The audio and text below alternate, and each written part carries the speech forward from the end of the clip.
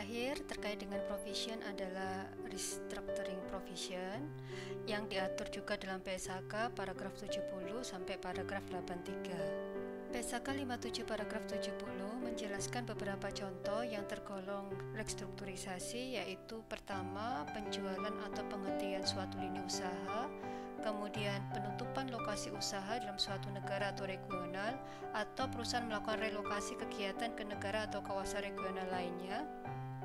Kemudian yang berikutnya, perubahan dalam struktur manajemen, sebagai contoh menghilangkan satu lapis manajemen. Selanjutnya terakhir adalah reorganisasi mendasar memiliki dampak signifikan terhadap karakteristik dan fokus operasi entitas. Selanjutnya paragraf 71 mengatur tentang bahwa provisi itu bisa kita akui jika kriteria pengakuan umum yang berlaku bagi provisi sesuai dengan paragraf 14. Jadi jika kita kembali lagi membahas paragraf 14, di sana diatur bahwa provisi diakui jika satu, entitas memiliki kewajiban kini sebagai akibat peristiwa lalu. Yang kedua, kemungkinan besar penyelesaian kewajiban tersebut mengakibatkan arus keluar sumber daya yang mengandung manfaat ekonomi. Yang ketiga, estimasi yang harus dilakukan harus handal untuk mengakui berapa jumlah liabilitas. Jika kondisi tersebut terpenuhi, maka provisi harus diakui. Jika tidak, provisi tidak boleh diakui.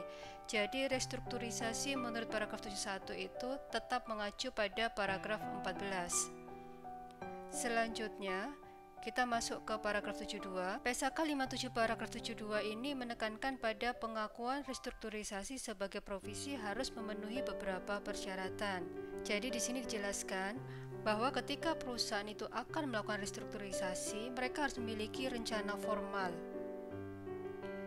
Dan di dalam rencana formal itu harus ada identifikasi sekurang-kurangnya usaha atau bagian usaha yang terlibat, lokasi utama yang terpengaruh, lokasi, fungsi, dan perkiraan jumlah pegawai yang akan menerima kompensasi karena pemutusan hubungan kerja, pengeluaran yang akan terjadi, serta waktu implementasi rencana tersebut. Jadi suatu perusahaan melakukan restrukturisasi itu memang harus ada rencana formal, di mana rencana formal itu memuat semua isi tersebut, termasuk juga di dalamnya estimasi yang valid. Estimasi yang valid ini juga masuk dalam rencana formal, dan informasi tersebut harus disampaikan kepada pihak-pihak yang terkena dampak restrukturisasi. Paragraf 72 ini didukung dengan paragraf 73. Di dalam paragraf 73 itu menjelaskan bahwa ketika perusahaan mengumumkan rencana terperinci tentang restrukturisasi, maka itu sudah menjadi liabilitas perusahaan untuk melakukan restrukturisasi sesuai rencana. Rencana ini yang harus memadai, lengkap, menjelaskan pokok-pokok rencana, sehingga menciptakan perkiraan yang valid di pihak lain seperti pelanggan, pemasok, dan pegawai bahwa entitas akan melaksanakan restrukturisasi. Dalam paragraf 80 di sini dijelaskan terkait dengan pengeluaran apa saja yang bisa diakui oleh perusahaan sebagai provisi yang terkait dengan restrukturisasi. Jadi yang diakui terdiri dari benar-benar harus dikeluarkan dalam rangka restrukturisasi dan tidak terkait dengan aktivitas entitas yang masih berlangsung. Contoh, untuk restrukturisasi pemindahan lokasi perusahaan, di sana ada biaya terkait pemindahan karyawan, itu bisa kita masukkan sebagai provisi atau liabilitas. Kemudian pemutusan hubungan kerja itu juga sebagai dampak restrukturisasi, kita bisa akui sebagai provisi. Kemudian yang berikutnya adalah penalti atau pemutusan kontrak. Ketika perusahaan memindahkan kegiatan operasi ke tempat lainnya, bisa saja dia melanggar kontrak. Bisa saja gedung yang sebelumnya itu merupakan sewa dengan pihak lain, kemudian perusahaan menghentikan pemakaian gedung itu sebelum kontrak berakhir. Materi ini berhubungan dengan onerous kontrak yang sudah kita bahas sebelumnya. Jadi penalti atas pemutusan kontrak sebagai dampak restrukturisasi itu bisa kita akui sebagai provision. Kemudian paragraf 81 menceritakan seperti ini, bahwa perusahaan tidak boleh mengakui sebagai provisi untuk pengeluaran seperti ini, yaitu pelatihan atau penempatan kembali staf tetap yang dikaryakan. Ada juga biaya pemasaran juga tidak boleh diakui. Kemudian investasi dalam sistem dan jaringan distribusi baru. Di sini juga disebutkan bahwa pengeluaran ini terkait dengan pengelolaan usaha di masa depan dan pada akhir periode pelaporan, bukan merupakan liabilitas dalam rangka restrukturisasi.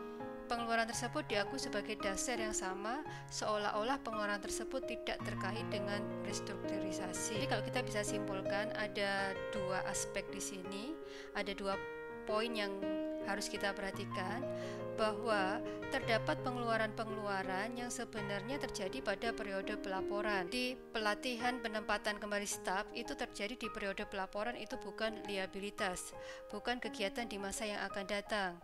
Kemudian poin penting lainnya adalah bahwa ketika karyawan dilatih nanti di masa depan, dilatih di tempat baru, maka itu dianggap sebagai peristiwa normal sehubungan dengan pengelolaan manajemen perusahaan, sehingga masuk ke beban operasional, bukan merupakan liabilitas, termasuk juga terkait dengan pemasaran dan investasi. Berikut adalah contoh untuk restructuring provision, bagaimana kita sebaiknya mengakui atau tidak sebagai provisi. Di sini disebutkan pada tanggal 12 Desember 2019, Rodea Group memutuskan untuk menghentikan satu divisinya, yaitu divisi yang membuat solar panel. Pada tanggal 20 Desember 2019, Rodea Group ini mengumumkan rencana terkait dengan penutupan divisi tersebut. Dan pengumuman tersebut sudah disampaikan kepada customer dan pihak-pihak lain yang terkait. Kenapa perusahaan perlu menyampaikan pengumuman kepada customer? Karena untuk berikan kesempatan waktu kepada customer untuk mencari alternatif produk. Kemudian di sini Rodea mengestimasi bahwa terdapat 500.000 euro sebagai biaya restrukturisasi. Pertanyaannya adalah, apakah Rodea seharusnya melaporkan restructuring liability? Solusinya mengacu pada paragraf 14. Pertama, bahwa ada kejadian di masa yang lalu yang menyebabkan liabilitas yang harus dipenuhi oleh perusahaan di masa yang akan datang. Kewajiban di masa lalu itu adalah ini: komunikasi kepada customer dan karyawan. Jadi tadi kita sudah lihat bahwa perusahaan memberikan pengumuman kepada customer bahwa dia akan menutup satu divisinya. Perusahaan juga menyampaikan ini kepada karyawan. Ketika perusahaan berikan pengumuman ini kepada pihak terkait, maka itu akan menjadi kewajiban perusahaan. Oke, jadi kewajiban perusahaan ini tertanggal 31 Desember 2019 sudah muncul. Kemudian paragraf 14 juga menyebutkan bahwa ada arus sumber daya yang keluar. Nah, di sini pasti ada arus sumber daya yang keluar terkait dengan restructuring tadi. Dan tadi sudah disebutkan bahwa sudah bisa diestimasi. Syarat 1, syarat 2 sudah terpenuhi dan syarat 3 juga sudah terpenuhi. Syarat 3 apa? Yaitu harus bisa diestimasi secara handal. Sehingga ketika 3 syarat terpenuhi, maka provision ini harus diakui pada tanggal 31 Desember 2019 senilai 500.000. Inilah contoh penerapan akuntansi untuk restructuring provision. Kemudian kita sudah selesai membahas materi terakhir terkait dengan restrukturisasi. Ini juga berarti kita sudah selesai membahas contoh-contoh provisi. Dan kalau kita ingin menyimpulkan apa yang sudah kita pelajari, bahwa kita sudah belajar akuntansi untuk provisi dalam aspek low suite, warranty, consideration payable, environmental, onerous contract, dan restructuring. Terkait dengan pengungkapan itu diatur dalam PSAK 57 paragraf 84 sampai paragraf 92.